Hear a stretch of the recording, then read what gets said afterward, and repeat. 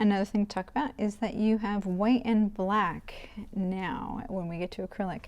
But one word of caution, just because you have them doesn't mean that's always the best approach. You can see this yellow is a vibrant, really bright, nice yellow. As you add white, it does get lighter, but it also mutes the color. If you look across the top here, this is you know, a lot of pastel colors. These vibrant reds turn into a kind of a muted pink. So depending on what your subject is, this might be great for it. But if you're doing, say, a landscape, these are very artificial looking colors versus some of the more richer tones that we can get. At the same time, as you add black, you're obviously getting darker. So as we go from the bright yellow, as you add black, it is muddying the color. Once again, you might want that, and that might be the perfect approach.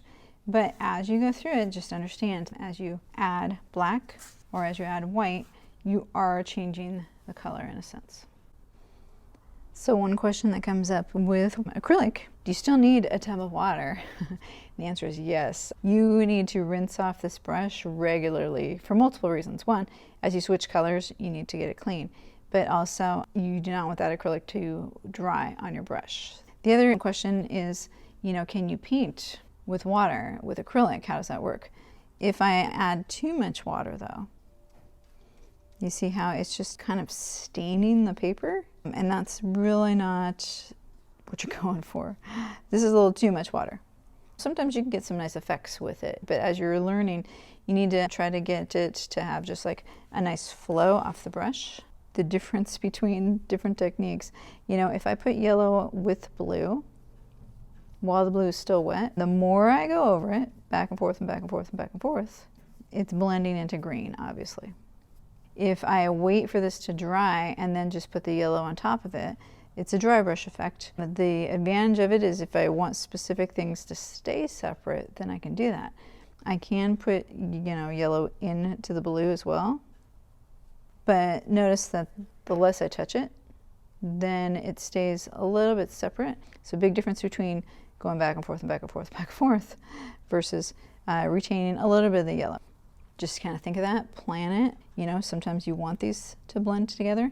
Sometimes you need them to stay separate. But if you have an area and you put another color with it, you want those two colors to kind of interact and blend a little bit. But you know, also kind of keep their own color at the same time. So there's a little bit of blue, a little bit of green mix, a little bit of yellow. All right, so you can see a couple of different approaches to backgrounds. When you just take a little bit of paint and you have your brush damp, you can drag it across and make it kind of linear. Beware, because sometimes you really don't want your background to be real obvious with the stripes. So you can see here, if I wasn't really paying attention and just putting down the brush strokes, it's real sloppy. So now the paint has started to dry. This is literally 5 minutes later. If I take a brush while it's drying, I can kind of come and smooth things out a little bit. So you can see right here, it's a little bit more wet. So as I try and blend it, I gotta be a little bit more careful, but I'm almost like brushing off. Okay, so how do we avoid that? One technique is to really use the side of the brush, and I'm kind of coming across with little pressure, and I'm trying to get rid of any of those marks. So I'm kind of dragging the paint to the edge. What happens if I come across it? It's dragging it up. Beware, you can get some cool effects, but a lot of times you really don't want a linear background. So this other approach where you kind of model it and mix a few different things, it's almost just a back and forth, almost like a basket weave. You know, make sure you get all the way to the edges. But you can see how fluid this paint is, especially if my brush has a little bit of water on it, right? Make sure you have a little bit of fluidity.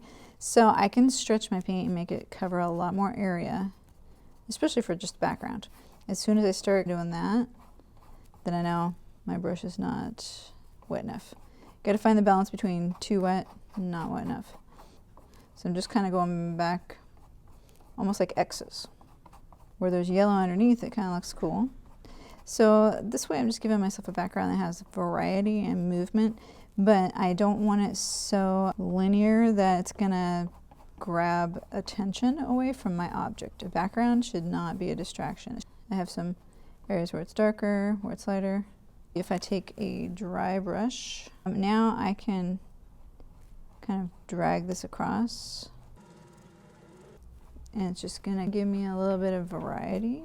It's gonna tone down any of my actual like brush strokes. Try not to do the two. Once again, as I do a demonstration, I have a little bit of what not to do. This is fine, just two different approaches. Don't do two different backgrounds. Pick one and just go for it.